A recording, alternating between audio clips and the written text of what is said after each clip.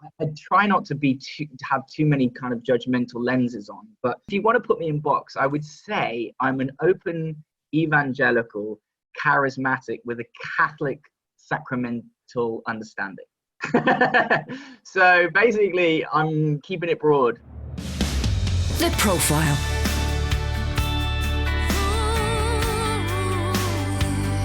You're listening to Premier Christian Radio.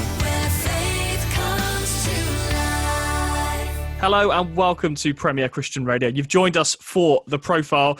This is the show where we delve into a person's life, faith and testimony. I'm delighted to say I am joined by the Reverend Chris Lee. Chris Lee has over 170,000 followers on Instagram, and he's also the vicar of St Saviour's Church in Wendell Park, London. Chris, thanks for joining us. Thank you for having me, Sam. We always like to start on the show by hearing a bit about a person's early life. Tell me a bit about life growing up. Did you have a Christian background at all? So it's interesting. I mean, I didn't have a kind of a Damascus Road experience of coming to faith that some people like they can name the day and the time. I kind of feel like mine was much more like, in a sense, a natural birth of, a period of pregnancy of 9 months, and then suddenly something clicks and I'm born in that way. So I don't have a particular one moment time of coming to faith. But it was always there in the background. There was always some level of faith. My mum's a Christian. My dad is now a Christian.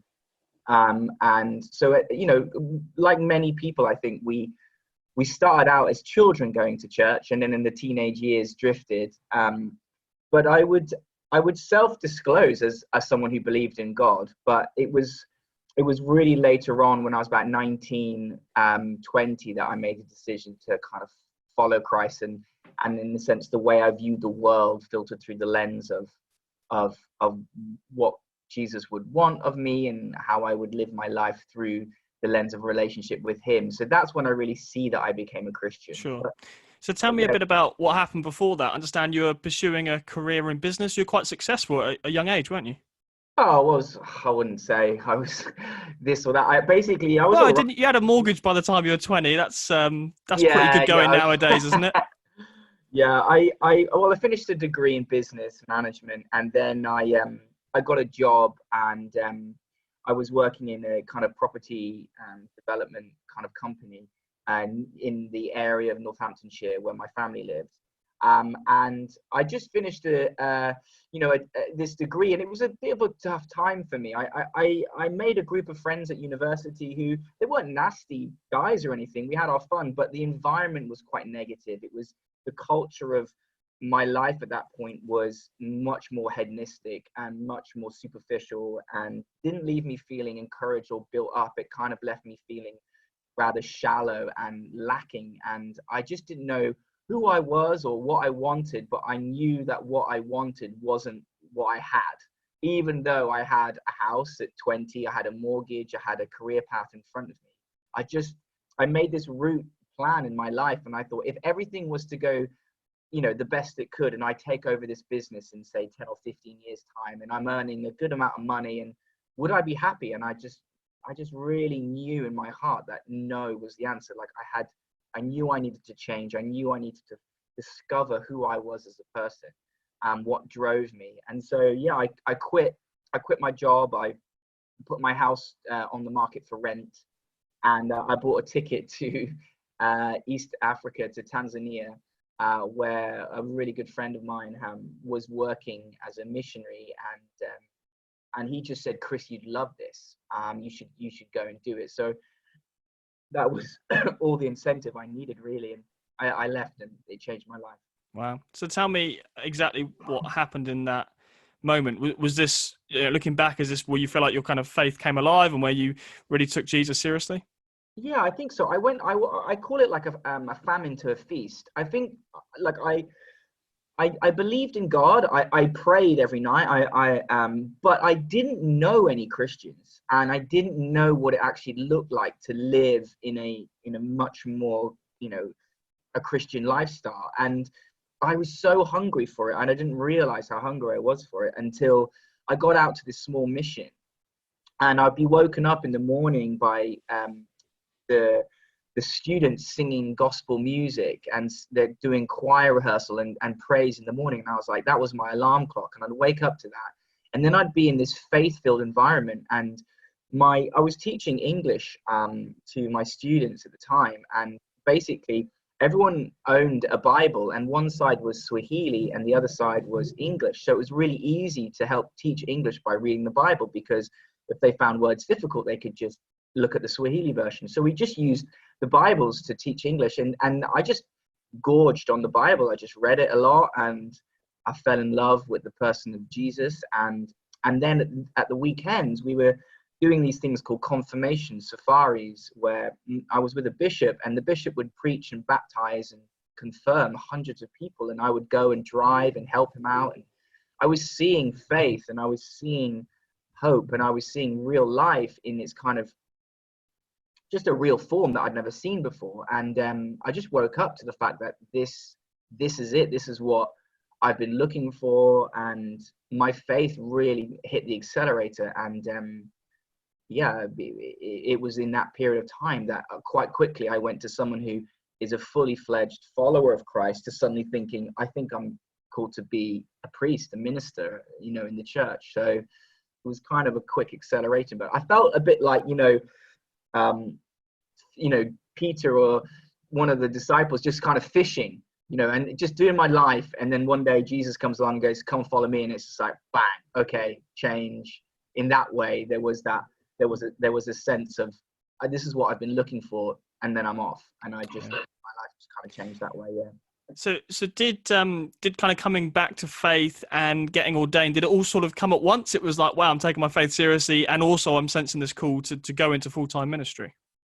Yeah, I mean, it's hard to compartmentalize it too much. I mean, basically, yeah, I had this kind of this lukewarm faith, this faith in God, and I flirted with the idea of, oh, maybe this is a serious thing. But then it was in Tanzania that it just came alive, and I just suddenly was like, the thing that was this slow gravitational pull towards God suddenly just grabbed me and held me, and I went from this is it to I want to give my life to this, to this is how I want to lead my life in terms of serving. This is what I feel my calling is, to become a minister, to live like this. And I actually really knew very little about the church. I kind of we went to Sunday school and things like that, but I didn't know, what it generally looked like to be in ministry. My ministry experience was, going to communities in Tanzania, preaching, helping with famine relief, helping with sickness, things like that. And I just knew I wanted to give my life to this kind of avenue of serving and loving God and telling people about Him. So it was quite quick once it happened. So what brought you back to the UK? Was it a question of coming back and doing the theological study and kind of going that route? So actually, in the beginning, it was the opposite. I really felt like I'd looked into ordination at what it looked like in the UK, and it felt quite academic. It felt quite getting back into university, and I just had quite a poor time at university. I didn't want to jump back into that. So what it looked like at the beginning was doing a distance learning degree from an American seminary. And I did my kind of training with the other African pastors, and that was great. It was more, I would say, more like potentially a Bible college degree certificate, if you like. It was thoroughly biblical. We had an exam on every book of the Bible. We had to learn 3 memory quotes from every book of the Bible, and then we had essay questions. So it was quite densely biblical, which is really exciting at first, and really got me in to the Bible in ways that I hadn't been before. And then once I completed my studies over 2 years, I was ordained deacon in the Diocese of Mount Kilimanjaro, and it was after that I kind of served a curacy in the cathedral that we built on site in the mission compound which I was in, and I served under the kind of canon there. I mean, this is really, really deep bushland as well, so it's kind of an odd first type of curacy in a way. But then I had to make a decision. At that point, my parents were still funding me. I had this degree in business, and I was in a job and in a lifestyle, and suddenly I'd left all of that and I'd moved to Africa. My parents were like, what are you doing? What are you doing? Yeah, we can't just sustain you for the rest of your life. And I was like, yeah, you're right. So I needed to make some big decisions. So I came back and I decided to apply for like proper missionary status, because at that point I was self-funding.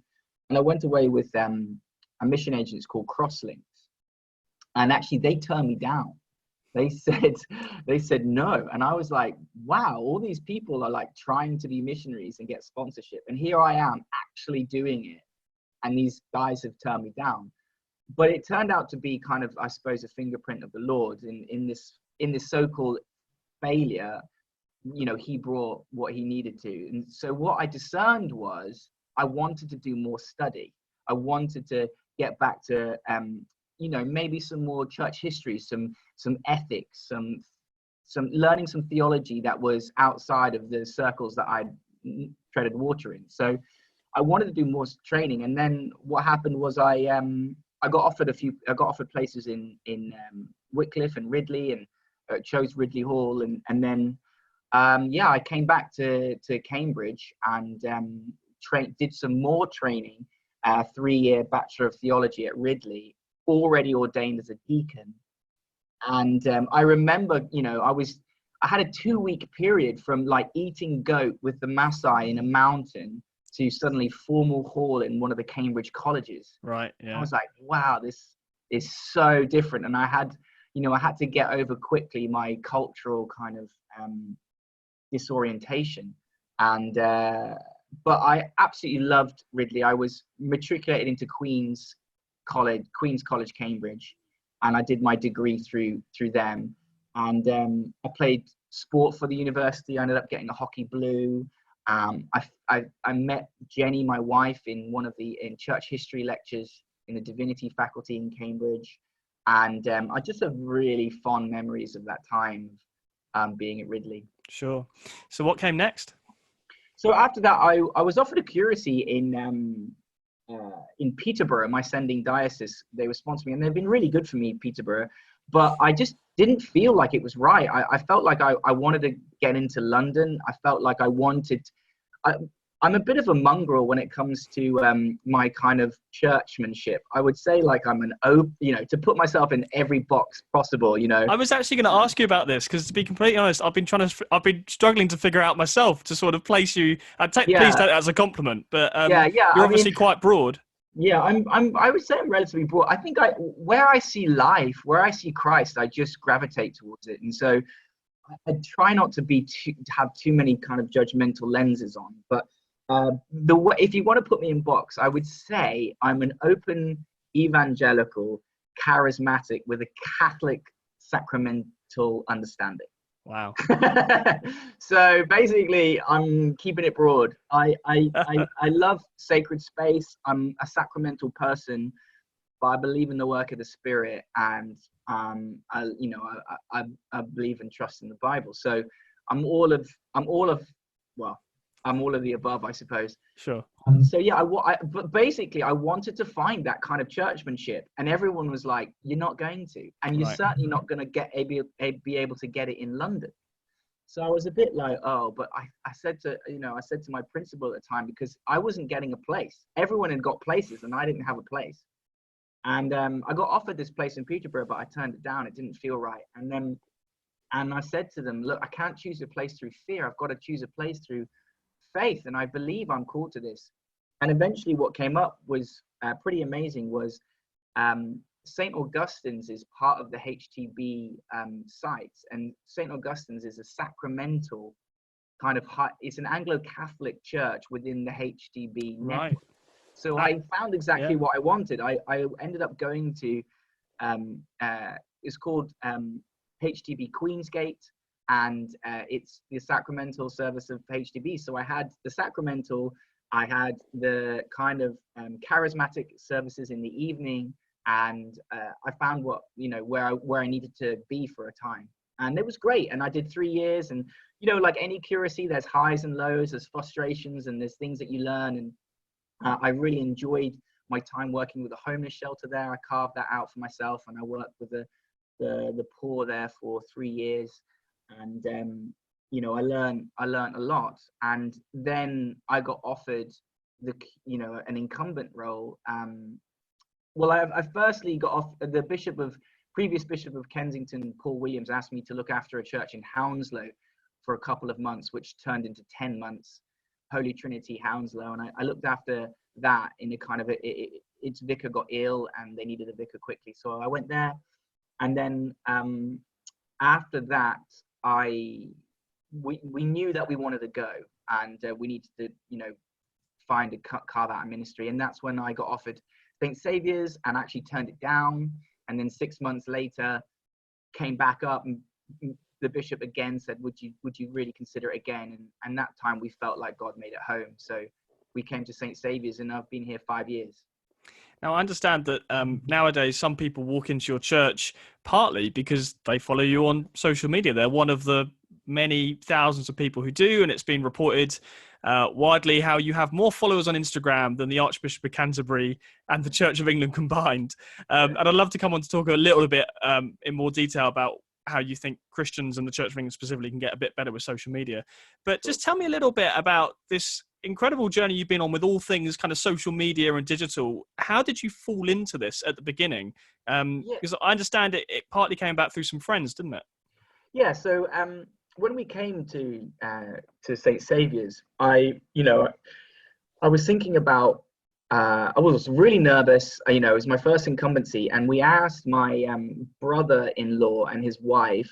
His wife is my wife's sister, and they're great Christians, and we love spending time with them, and they hung out with us a lot. And we just said, do you want to come with us? Do you want to move in with us? We get this big house. We were both no kids at the time, and they said yes. And my brother-in-law Ollie, he was working on a YouTube channel. He just started it, and he and his friend Josh came. Josh ended up moving over as well, and they had this YouTube channel called Korean Englishman, and then they subsequently started another channel called Jolly, and they kind of introduced their friends to Korean culture, and things like trying South Korean food and getting to know what it's like to live out there, and what the culture is, and they introduced it to their friends. And what happened was basically,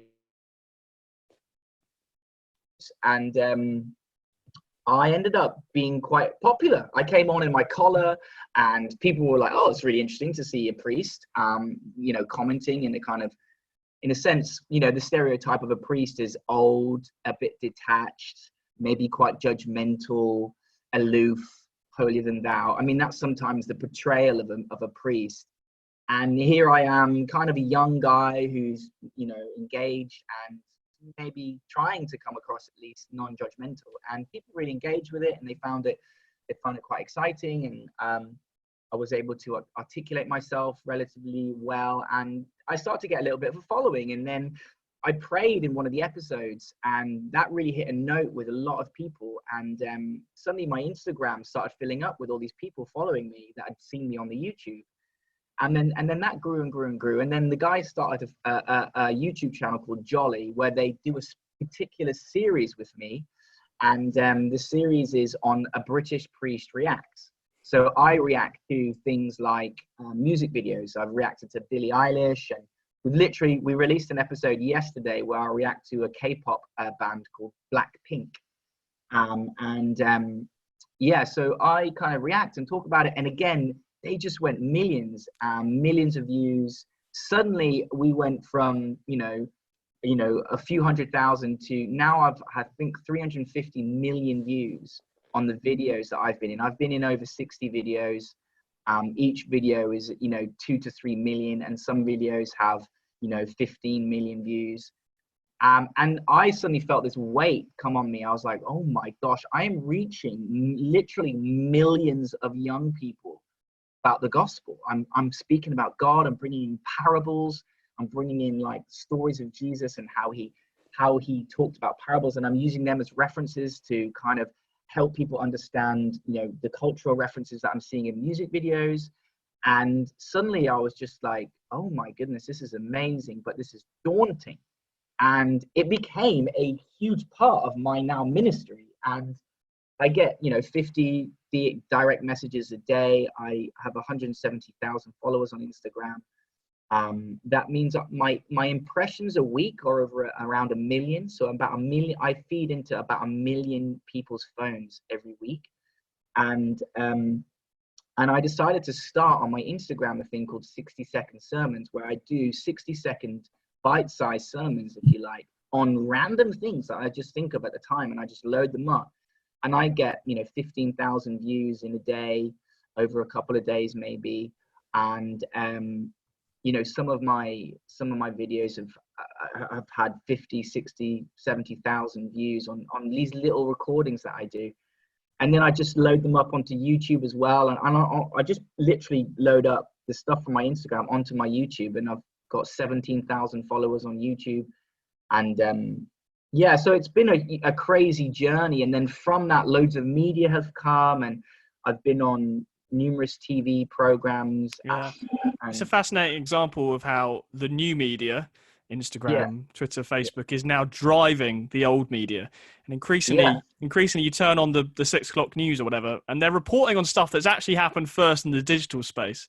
And it's been amazing to see that. I mean, new media is taking over. It's taken over, and actually, old media is now just an older age group of people that watch it in a traditional sense. But the new media is just, it's huge. It's social media is really the place that people go to for information, for entertainment, And clearly, this is something you must feel like you've fallen into. I mean, you didn't seek this out in any way, did you? No, not at all. I mean, I was literally asked to come and try some chicken. Here, Chris, can you try this chicken and talk about it? So I tried the chicken and talked about it. And now I find myself, a few years later, millions of views, and hundreds of thousands of people following. And, the Lord has really used it. At the same time, obviously, your following is continuing to grow, so it's not like you're just still piggybacking off the fried chicken from years ago. You're clearly doing things now that is generating more and more people to want to look at your Instagram. So just tell me a little bit about the lessons you've learned through kind of what works specifically on Instagram, what seems to draw people in, and perhaps what doesn't as well. Sure. I mean, I think there's a few things. One is young people nowadays, they're hungry for authenticity. They're just looking for people who come across authentic, and it's not like, pre-packaged and beautifully edited together. They're kind of not interested in that, because social media isn't like that. Most YouTube stuff is kind of thrown together a little bit hapdash, and it feels real. And so the first thing I would say is authentic. And my Instagram is not cut and paste church. So you see a lot of Instagram at the moment from churches, and certainly some of the pastors from America and things like that. They basically have their sermons loaded up on their Instagram accounts, and it really feels like it's just church online. But mine is a lot more, in a sense, accessible to the non-church goer, because it just looks and feels like the culture that I'm speaking to. It's not a hurdle to get over. It's just some guy who's talking into his phone, and he happens to be talking in a kind of honest way about faith. And the other thing about my Instagram is it's not just 60-second sermons. It's quite authentically me as a person. And that's one of the insights that I've had about Instagram and social media, and the new generation rising up, is they live in a way online, in a kind of way that I don't think my generation, or the ones even ahead of me, ever understood. Like, we grew up in very much a world where, my identity is one-to-one with people and interactions and physical interaction. We're now entering a place in society, in the world, where people genuinely have real personas online in a way that I don't necessarily fully grasp, and I don't think people understand. They can find community through gaming, where they share their lives and their stories, and they achieve things together with people online. They have an ability to sometimes be more honest even online. I mean, there is the critique that sometimes it's superficial and we hide behind it, and there is definitely an aspect of that. But I've also seen places in Instagram and social media where people aren't afraid to be more like, this is actually who I am, because they feel very much in control of the situation and how they can interact with, you know, online stuff. So it's not as easy just to brush it off as it once seemed to be. I think that like people have a foot in the digital world in a way that they are living in two worlds. And I think that their information, their entertainment, their social interactions are as much online, if not more now, than they are in person. And so as the church, we need to be asking ourselves, how do we invade that space with the gospel? And, you know, the Lord really spoke to me about it. When I was thinking and praying, like, Lord, what are you doing with me on this? Like, what do you want, you know, with me on this? And I was reading Acts, and I really got when the scripture hits you in the face, it jumps off the page, and you're just like, wow, this is the Lord speaking right now. In Acts 17, St. Paul goes to Athens, and he speaks in front of the Areopagus, and he talks to the people about the unknown God that they're worshiping. And what's really interesting is just before he speaks to them, the writing that we have says that he went to the place where all the nations gathered, where they shared and they talked about the latest ideas, but they did nothing. And literally it was like, bang, that is social media. It's a place where the nations gather. It's where they share and talk about the latest ideas, and they, you know, don't necessarily do anything about it. They're just there. And I felt the Lord say, I want you to do what St. Paul did. I want to stand in this Areopagus, and I want you to tell them about the unknown God in this space.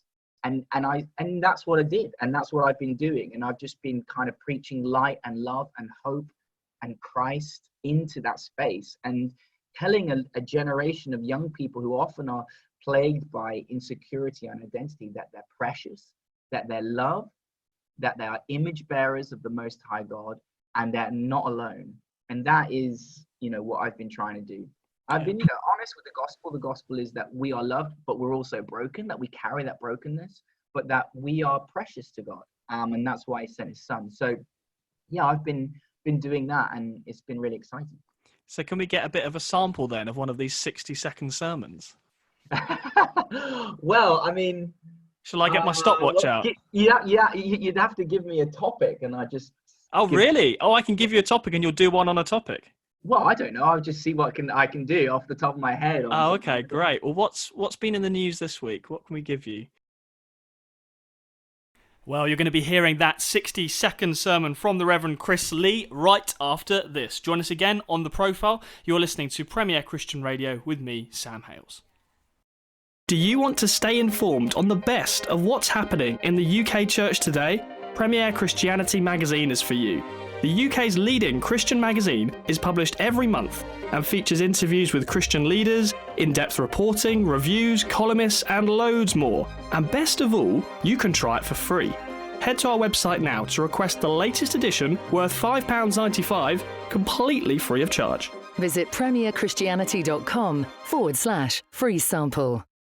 Before the break, we were listening to the Rev Chris Lee, and he was talking about his life and ministry and how he's been doing 60-second sermons on Instagram that have been seen by millions of people. And I challenged Chris to give us a 60-second sermon. So without any further ado, let's rejoin the rest of this conversation and hear what Chris came up with. So can we get a bit of a sample then of one of these 60-second sermons? Well, I mean... Shall I get my stopwatch out? Yeah, you'd have to give me a topic, and I just... Oh, really? Oh, I can give you a topic and you'll do one on a topic? Well, I don't know. I'll just see what I can do off the top of my head. Oh, okay, great. Well, what's been in the news this week? What can we give you? What about this lockdown period that we're in, of how weird life is, how strange life has been for 3 months, and how everyone's lives are completely upside down? Do you want to do something on that? Oh yeah, sure. So All right, here we go. I'll get the stopwatch out. Here we go. okay, well, you're gonna have to give me a 10 seconds when I get near the end. Okay. Okay, I'll put that up when you get to 10. Okay, here we go. Cool. Here's your 60-second sermon. Over to you. So 60 seconds so with me, Rev Chris. We are in an alien world at the moment. We have been in lockdown for months, and we have to ask ourselves, what is going on and what are we learning? And I think the interesting thing is that we as a people, we have to see ourselves in a bit of an exile. Like the Israelites, when they were taken from they were captured and taken into Babylon, they were in a different culture, in a different world. And that's what's happened to us. We're locked down, we're in a different world, a different setting, new routines. And we have to ask ourselves, what is God doing? So in exile, what do we learn? Well, we learn to reflect.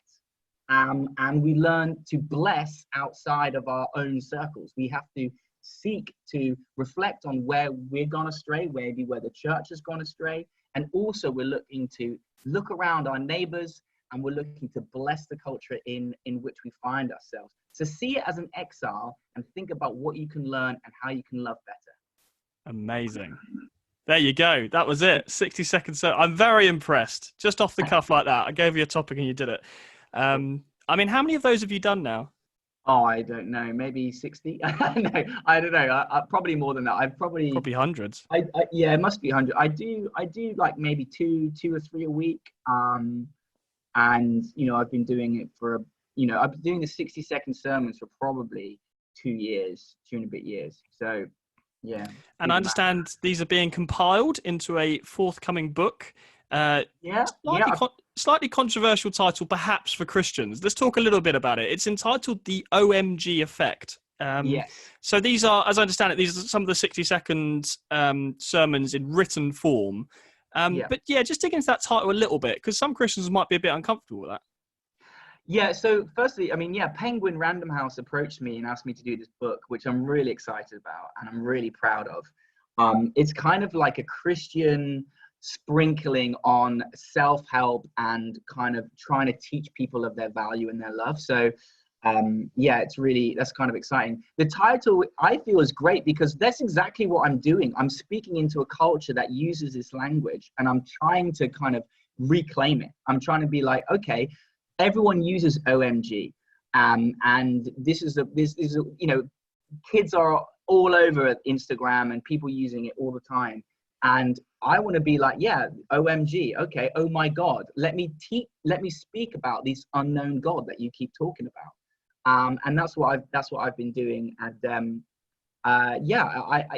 we've got titles on community, on family, on prayer, on success, on failure, on grief, on death, based around 60-second sermons. So there's a little thought, and then we go on. I go on to talk more in detail about it in the chapters. You use the term self-help just then, which is really interesting because that term can be used in a positive way. Sometimes, especially in Christian circles, people can use that in quite a critical way and say, oh, that sermon, it's quite self-helpy in quite a disparaging way. Now, you spoke earlier about you want to bring a message of hope, of life, of goodness, but you also want to bring the challenge of the gospel as well. Is it really possible to do both? And is there a bit of a tightrope there to walk as a Christian? You want to be encouraging, you want to be positive on social media, but you also want to acknowledge that God does challenge people to live differently and to repent as well. So yeah, tell me a little bit about that tension. It is, on my online stuff, that is really tough. And I think there's a discipleship question there. So the way that I view what I can do in terms of discipleship with literally, hundreds of thousands, if not millions of people, I can't properly disciple them. What I can do is I can get them on the path towards discipleship by teaching them first and foremost that God is for them, that he loves them, that he's not an enemy who sits aloof and judges them, that he's a loving father who seeks to embrace them.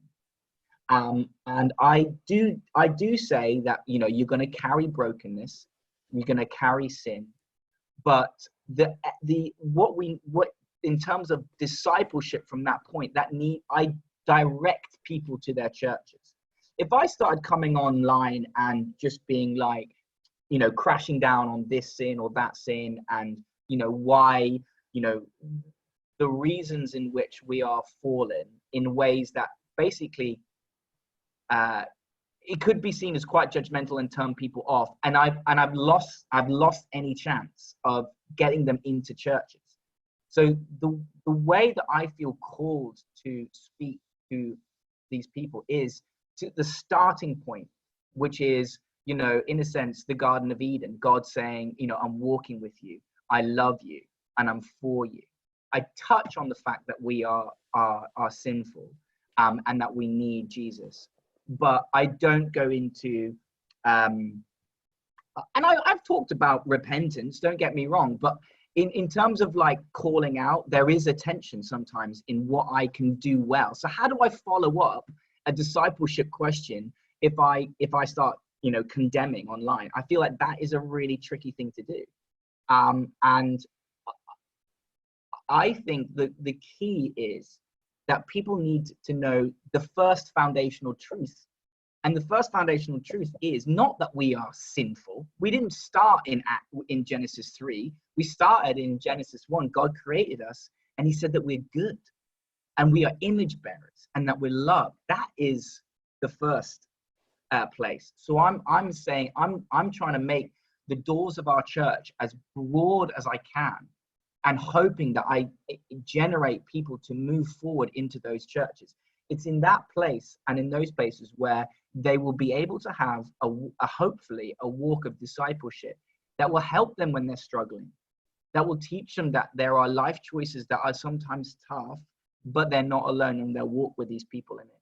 And, I've seen just amazing fruit of people saying how much I've helped, and how they've been hurt by the church, or they felt this or that, but actually have awakened in them a faith that they once had, and they are now pursuing church again.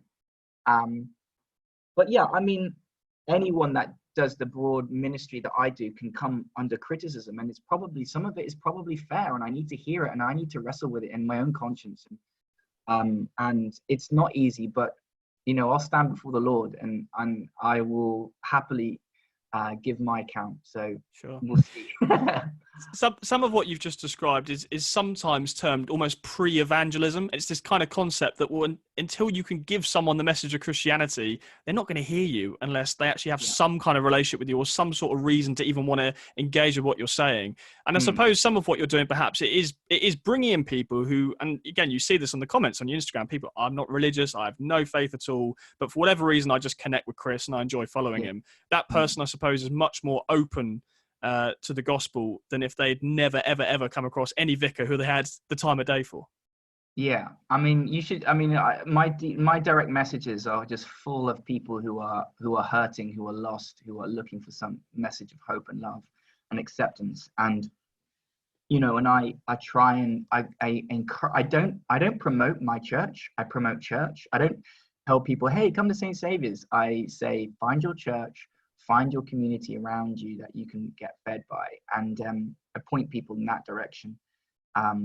So yeah, it's been amazing privilege, and it's certainly something that I see as part of my ministry, right? It's not something that Absolutely. I now do, and I'm actually in the process of thinking about what I can do in order to expand. I've just literally the other day, a couple of days ago, I sent off an application to the stewardship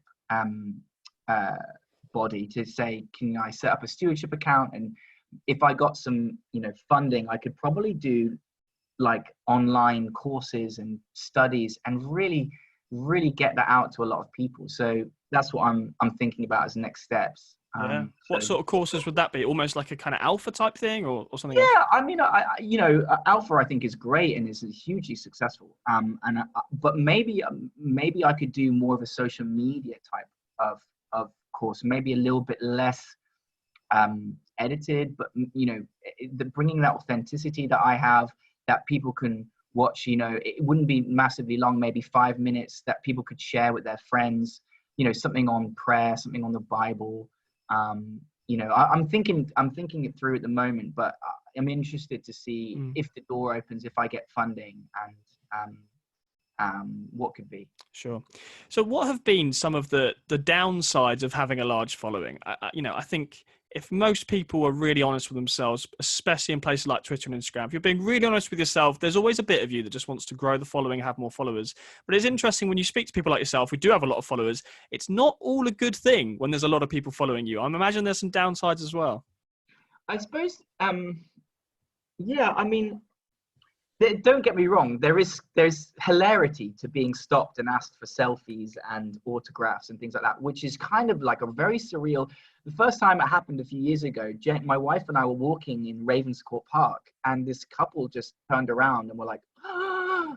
And then we were like, are you okay? And they were like, are you Rev Chris? And I was like, oh, yeah. And they were like, can we have a photo? And I was like, what? Yeah. And then that was like an introduction to it, and it happens a lot more now. So there's a fun part of it, and you feel like, oh gosh, I can, people are inviting me into their lives, which is great. There is, that you get some negativity, obviously, but that, if I didn't get any negativity, I'd probably be a little bit worried about what I'm doing. Yeah. But I get some. I think like we have to be more. Just quickly on the negativity, I'd be fascinated to know who and what and where. Is this Christians who disagree with what you're saying? Is this non-Christians? Is this atheist? Where does the criticism actually come from, and what are they saying? So it's kind of a mixture. There are some Christians who I very rarely. I'm actually really excited by the body of Christ that I've seen online. I haven't had too much. I've had a few people that have said certain things and not necessarily disagreed, but basically, pushing boats and then having arguments on my comments with other people and not necessarily being helpful by their comments on my Instagram. So that's been quite tough, and trying not to engage with that. And there's a general principle that you don't feed the haters. You kind of, you just let them be. And I'm not going to get into theological discussions on my comment section, while some people do. So I kind of steer away from that. I've had, just obviously young, bored teenagers who are saying negative things and call me this or that and the other. And then I've had some people sexualize me in ways and talk about, how naughty or whatever I am, or I don't know, just weird things that you're just like, okay, this is the internet, I'm going to get some of this. Yeah. The things that have hurt me are where we've been hacked. People have shared our church services from Zoom online, and we had to be a lot more savvy about our security when it came to our Zoom meetings on church, because we were getting targeted by people who were trying to get into our services and put images up. And we had sadly one time where someone did get in and do that. And, at the time I was like really calm and we just dealt with it quickly as we could. But after the service, I felt really affected because I felt as if a wolf had jumped into my sheepfold and run a little bit of amok. And it actually hurt me more than I thought it would, because I felt like, my congregation here are precious to me, and I'm their leader and I'm their shepherd in a sense. And I just felt really like a thief had run into my sheepfold, and so I had to reflect on that, and then we made the steps that we could to make it sure that our stuff is all private now and invitation only. So that's what we've done. And security wise at church, like I said, I don't promote our church because I don't want to suddenly have 1,000 people come and that might sound really strange, because like most people, any Instagram pastor that I follow, they're like, hey, our services are at 10 and 5, come down and da-da-da. And to be honest, I don't do that because it would swell us. We would get a lot more people coming, but it wouldn't necessarily be the right way to build our community. And we're back to that authenticity again, aren't we? Yeah, and we have people in our church who would suddenly feel like, are these real relationships? And what's going on? And we have grown, and we still do get fans coming when we're live. And I have to say, you can usually spot them. They come in and I say hi, and their eyes kind of go, oh my gosh. And sometimes they're quite overt and open, and I'm a really big fan, and I'm fine, I'm just like, okay, just so there's no photos in here. Please don't ask people for photos in here. If you'd like a photo, then at the end of the service, I'll come outside with you. But please, this is a sacred place. Yeah. And there'll be people in my church who they will recognize. There's other famous people that come to my church. And we have to protect them as well. So I just try, and people that walk in, they just know, okay, look, you can come, you're welcome. This is a church, it's open to you, but this isn't concert, this is church and sacred. And so please honor that. Yeah. And so that's what we have to do, which is fine. So let's talk a little bit about the wider Church of England. I said at the beginning, you've got more followers than the Church of England account or the Archbishop of Canterbury's account. Yeah. When people hear headlines like that, I imagine the default reaction of a lot of people is, well, the Church of England is clearly doing something wrong when it comes to digital. With the greatest respect to Chris, he's not a famous priest, but he's got masses and masses of followings. The Archbishop of Canterbury is far better known than you are. So what's going wrong with his social media? Is that the way you see it as well? No, I mean, it's funny. I think generally the Archbishop of Canterbury, everyone knows that name. But with new media, the stuff that gets put out there by the YouTube, and anyway, let me not go down that route. Should probably just edit some of that out, because my argument would be that, on new media, my name now is known more than the Archbishop, but I probably don't want that online because that just sounds really a bit arrogant. But I know you don't mean it in an arrogant way. It's just what's happened. But what would be your position on the Church of England's Instagram? I think the digital team they were set up about 5 years ago. Their capacity was doubled, I think, just over a year ago. So the Church of England is recognizing that that this is a platform that they need to be engaged in. So there is some work going towards what's going on. I think that the top-down strategies are always going to be difficult. They're always going to be difficult for a younger generation. It's always hard to generate from the top down energy and kind of authenticity. Authenticity. It's hard. So they're working in a way uphill. Yeah. I think that basically with COVID and lockdown, all of us have been thrown into a new world, and the Church of England has been, in a sense, slapped in the face, woken up to the digital revolution that surrounds us, and that we cannot now not be engaged with it. And what have we found? We found much more engagement through these platforms that, people, 1 in 4 I heard I've attended a service. The most kind of searched Google online during the beginning of COVID was, how do I pray? So people are hungry and thirsty, and online services have met a need where, open doors, come to church on a Sunday, sometimes haven't. Now, we are now changed, and we're living in, as the classic new normal. And I think that going forward, everyone is going to be looking at hybrid, where you're like, okay, look, church is going to be Zoomed or online like this. And our services are, normal services will be like this. So I think we're just changed. There's no kind of just going back. And I think the churches that just go back will eventually slowly, dry up.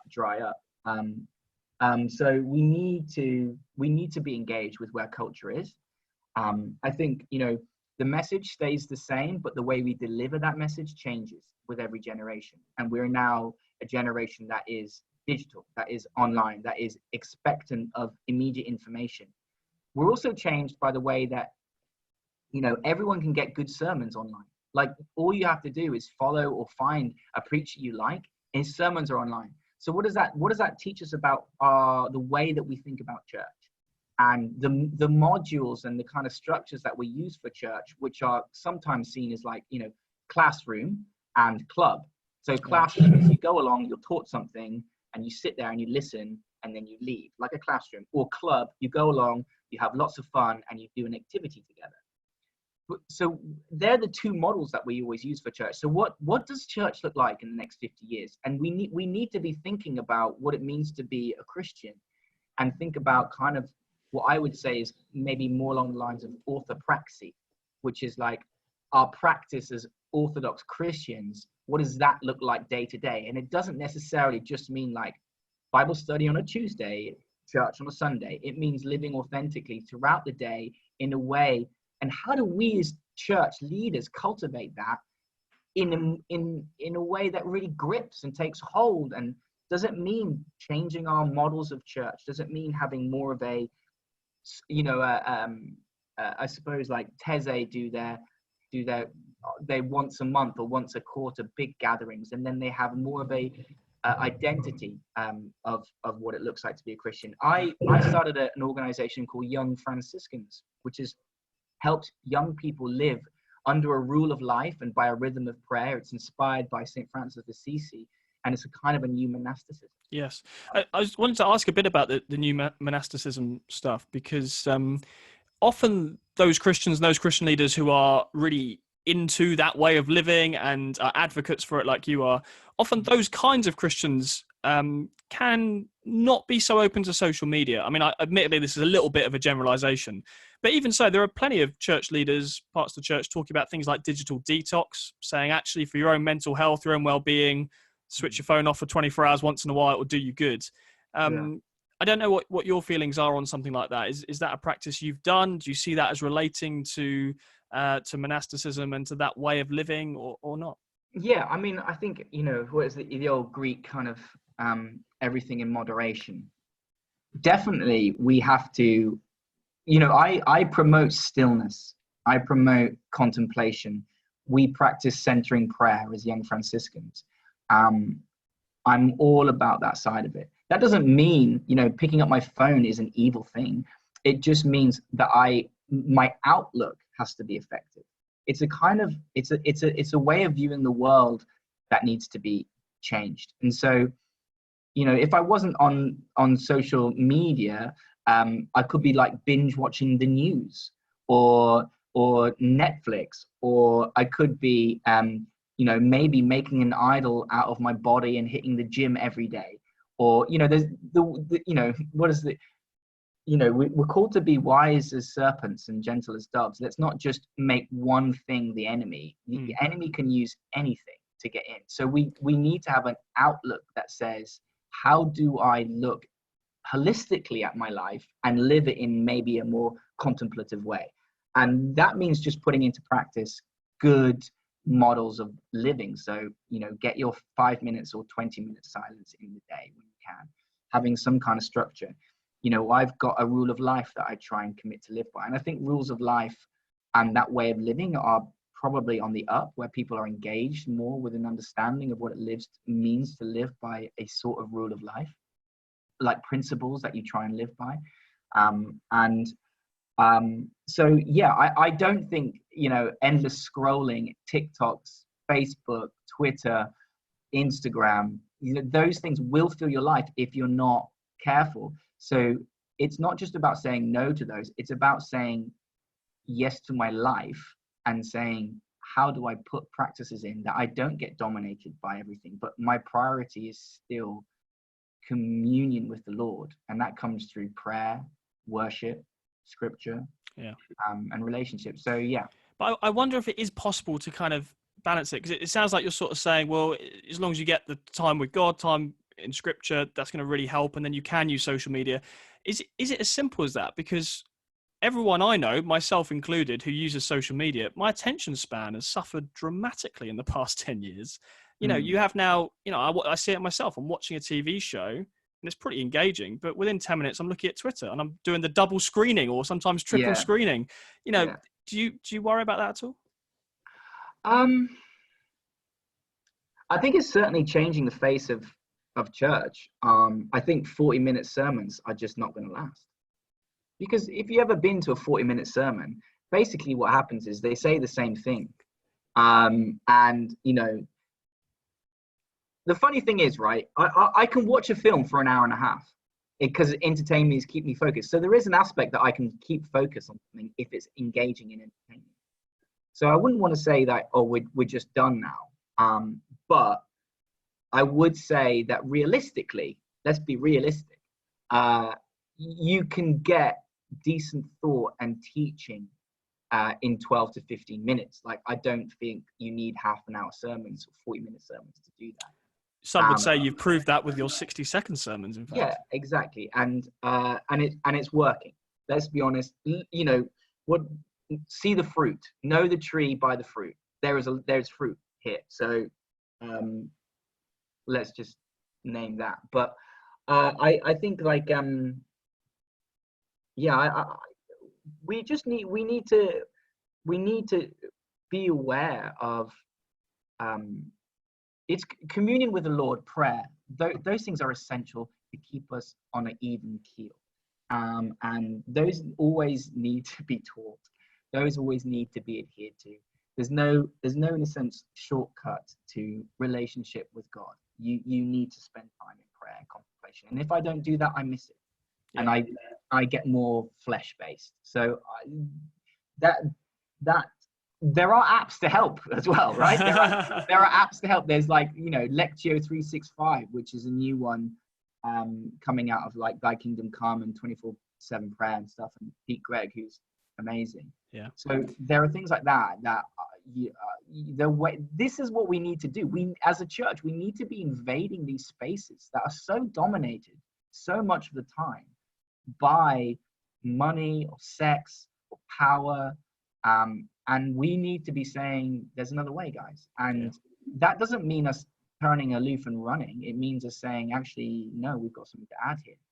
And I do think that the younger generations are waking up to a spiritual reality. And I feel like the more and more we look into the future, the more and more people are going to be searching spiritually. And I think what will that bring will be more hunger and openness, but possibly more ability for deceit and failure in some ways. So this is the time, I think, for us to get the nets, you know, and it feels like, you know, we've been fishing for a while and Jesus has come along and he said, nope, you got to throw that net the other side. And now we're seeing the nets get filled. And so with digital revolution, so we just need to be doing it. I love church. They will never replace going physically to a sacred place, gathered to worship God together. I mean, right from the beginning, God calls his people out from Egypt to worship him in the desert. We're called to do that. And that won't be replaced. But what that looks like, I think, we don't necessarily just have to accept. It's, 3-4 hymns with liturgy, or it's 4 worship songs with an intercessory open prayer.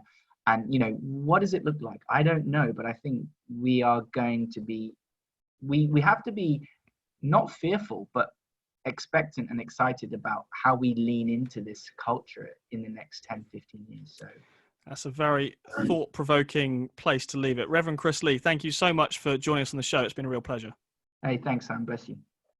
Thank you so much for joining us on the Profile podcast. It's been wonderful to have your company. I do hope you enjoyed those various insights from the Reverend Chris Lee about his life and ministry. If you did enjoy the show, we'd really appreciate it if you could give us a rating and a review wherever you found this episode. It really helps other people discover the show, so please do that now.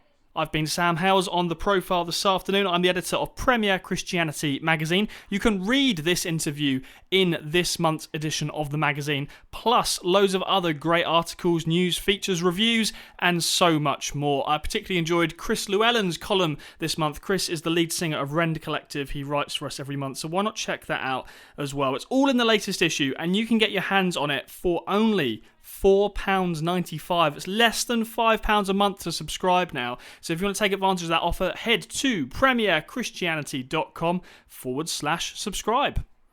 That's all we've got time for this week. We will see you next time. Take care.